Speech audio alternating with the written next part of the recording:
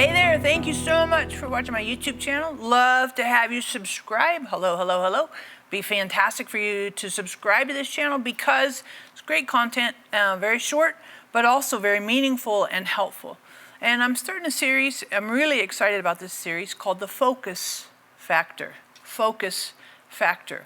One of the things I want to encourage you in this series is to grab my new copy, pre-order it because it comes out this week. Hey God, Can We Talk?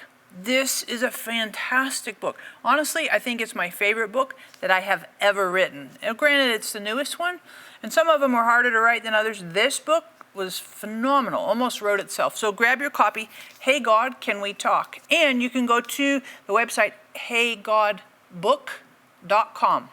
heygodbook.com, and that'll give you some really cool stuff in terms of what's the content and give you some helpful information, plus a great way to order it from that website. So thank you so much. And I want to talk about the focus factor. Focus factor. Focus is a big deal. Where you focus is where you go. I've learned this in a lot of different contexts, a lot of different ways. And when we lose focus, lots of distractions and squirrels and shiny objects, a lot of times it can be very detrimental and harmful to us. But when we think about focus, sometimes it's difficult to focus. I want to kind of look at one challenge with focus. It's difficult because sometimes we can go through very significant crises. And so I know in 2020, last year, there was a lot of crises in that year.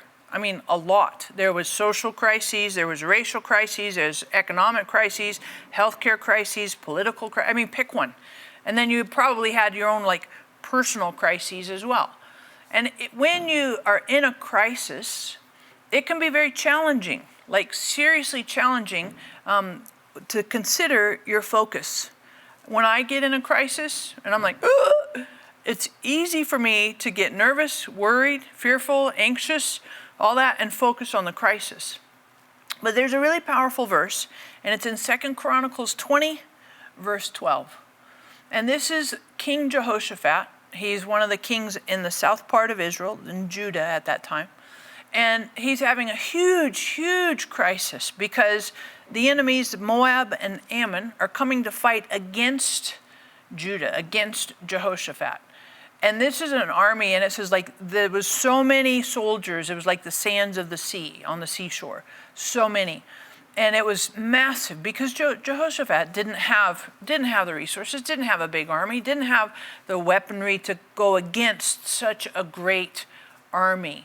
But in 2 Chronicles 20, verse 12, this is what Jehoshaphat says. He says, "What shall we do?" I'll read it to you here. "O God, will you not judge them? For we are powerless before this great multitude who are coming against us." There's way more that are against us than we have. And then at the end of the verse, he says, "We do not know what to do, but our eyes are on you." And when you are in a crisis, you might be in one now, or if a crisis comes up, we all are going to have stuff happen in our life. Then let's choose to keep our focus. I don't know what to do. And that's what happens in a crisis. You're kind of all this opposition, hardships, I don't know what to do. And you've probably said that, and I have said it. I don't know what to do. I am kind of at a loss. I don't know what to think. I don't know what to say. I don't know. Now what? Now what? And this is the reply that we can say. I don't know what to do, but God, my eyes are on you. I look to you, my trust is in you, my confidence, my security.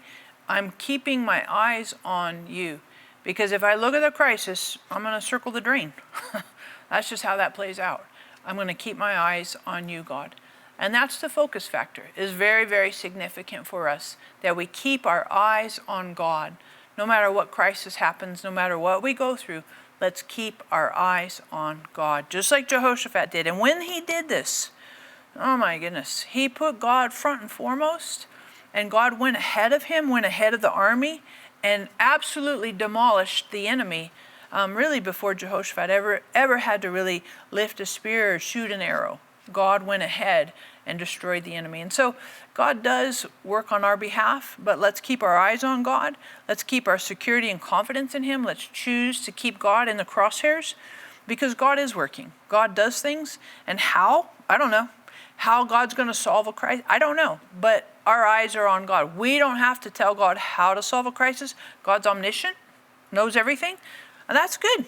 And God is all powerful, so that means he can handle, he knows what to do, how to do it, and he knows what's in our best interest. So let's keep our eyes on God, and remember that God is genuine love. God loves you. He has plans for you, plans to prosper you, give you hope in a future. He's got good things for you, so keep your eyes on God. Thank you so much for subscribing. Make sure you hit the notification bell right there. And I would just want to ask you a question. Answer this question. What is the easiest distraction for you? And put that in the comments there. What's the easiest distraction for you? It could be video games. It could be your phone. I mean, lots of things. What's the easiest? What's your go-to distraction? That's a great question to answer and consider, think about for yourself. And of course, make sure you grab your copy, pre-order Hey God, Can We Talk? You can get it on our website, heygodbook.com. Lots of helpful information. And we're going to finish with this amazing joke, which I always say loosely.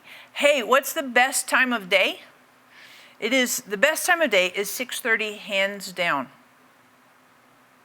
Right? Get it? Hands down. All right. Next week will be way better. Thanks again for watching.